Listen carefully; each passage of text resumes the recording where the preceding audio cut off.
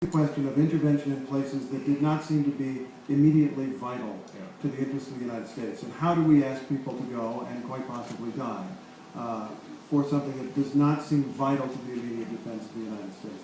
He raised the possibility of raising some separate volunteer military force that would have signed up for just that mission. Does that seem remotely practical or remotely necessary to you?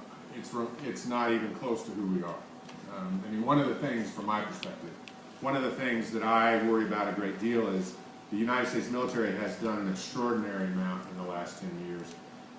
But we are less than 1% of the population. We come from fewer and fewer places. And the American people don't know us. Certainly know we've been at war, know we've lost over 6,000. We've had tens of thousands physically wounded and hundreds of thousands with invisible wounds. But beyond that, the eaches of the stresses on families, the number of deployments. If I'm a 5-year-old boy or girl in a family of one of these deploying units, major deploying units for the Army, whose average deployment, let's say, was 12 months at a time, and my dad, or mom, but mostly my dad, has deployed at this pace. I'm now 15 or 16 years old, and my dad has been gone 3, 4, or 5 times. And my whole conscious life, from the time I was 5, when I started to figure out there was something out there, my whole conscious life has been at war. The United States has never experienced that before. And we see issues, incredible stresses on families, and now we are coming home. By no means are we home. We still have 90,000 troops in Afghanistan. And I believe we're going to see a couple decades of challenges associated with the stresses that we've been just sort of not just dealing with, but the issues we've been packing away.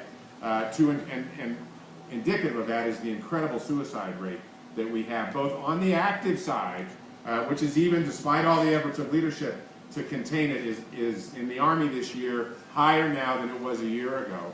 And another statistic that hasn't gotten much traction, but we've got 18 vets a day who are killing themselves in the United States. Now, that's not just from these wars, that's all vets.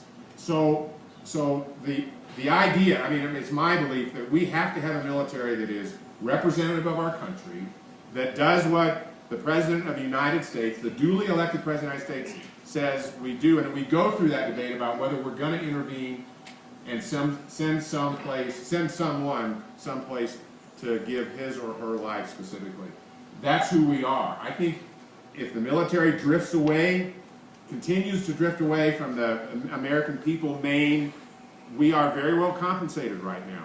We've been, I mean, the benefits that we have been dramatically increased, and I give Congress in particular, they don't get a lot of credit lately, I give Congress in particular, along with presidential leadership from both parties over the course of the last 15 years, a lot of credit for greatly improving the compensation, the overall benefits package for our military, as we should, as they, as far as I'm concerned, rate.